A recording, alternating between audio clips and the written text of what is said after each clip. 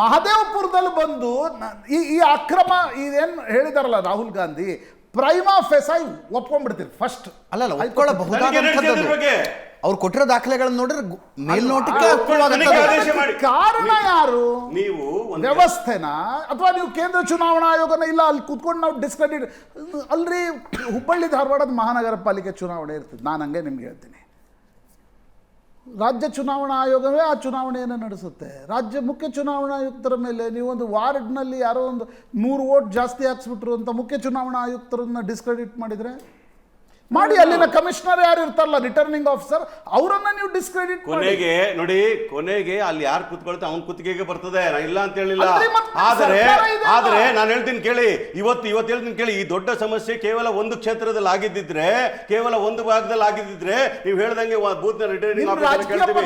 ಆದ್ರೆ ಕೇಳ್ಕೊಳ್ಳಿ ಸರ್, ನಮ್ಮ ಅಪೇರೆನ್ಸ್ ಏನ್ ಗೊತ್ತಾ ಇರೋದು, ಮುನಿರತ್ನ ಮೇಲೆ ಬಿಜೆಪಿ ಆರೋಪ ಮಾಡಿದಾಗ ಬಿಜೆಪಿ ಅವರು ಮುನಿರತ್ನ ಮೇಲೆ ಆರೋಪ ಮಾಡಿದ್ರು, ಕಾಂಗ್ರೆಸ್ ಸಮರ್ಥಿಸಿಕೊಂಡ್ರು. ಒಂದು ವರ್ಷದಲ್ಲಿ ಮುನಿರತ್ನರನ್ನು ಬಿಜೆಪಿಗೆ ತಂದ್ರು, ಕಾಂಗ್ರೆಸ್ನವರು ಆರೋಪ ಮಾಡಿದ್ರು, ಬಿಜೆಪಿ ಅವರು ಸಮರ್ಥಿಸಿಕೊಂಡ್ರು. ನಿಮ್ ರಾಜಕೀಯ ಪಕ್ಷಗಳ ಸಮಸ್ಯೆಗಳೇನು ಅಂತಂದ್ರೆ ಕಾನ್ಸ್ಟಿಟ್ಯೂಷನಲ್ ಬಾಡಿಗಳನ್ನ ನೀವು ಯಾವಾಗ ವಿರೋಧ ಪಕ್ಷದಲ್ಲಿದ್ದೀರಿ. ಬಿಜೆಪಿ ಅವರು ಇದನ್ನ ಮಾಡಿದ್ದಾರೆ, ನಂಗೆ ನೆನಪಿದೆ. ನೀವು ಡಿಸ್ಕ್ರೆಡಿಟ್ ಮಾಡ್ತೀರಿ. ನಿಮ್ ಕೈಯಲ್ಲಿ ಇರ್ತಕ್ಕಂಥ ಅಧಿಕಾರಿಗಳಿಗೆ ಅಕ್ರಮಗಳನ್ನ ಎಸಗ್ತಾರಲ್ಲ, ಕ್ರಮ ತೆಗೆದುಕೊಳ್ಳಿ ಅವ್ರ ಮೇಲೆ. ಪ್ರಶಾಂತ್ ಸರ್, ನೀವು ಹೇಳ್ತಕ್ಕಂಥ ಸಲಹೆಯು ಸರಿ ಇದೆ. ನಾನು ಹೇಳ್ತಾ ಇರ್ತಕ್ಕಂಥ ಅಂದ್ರೆ ಕೇವಲ ಇದು ಮಹದೇವಪುರಕ್ಕೋ ಬೆಂಗಳೂರು ಕೇಂದ್ರದ ಪಾರ್ಲಿಮೆಂಟರಿ ಸೀಟಿಗೆ ಮಾತ್ರ ಅಲ್ಲ.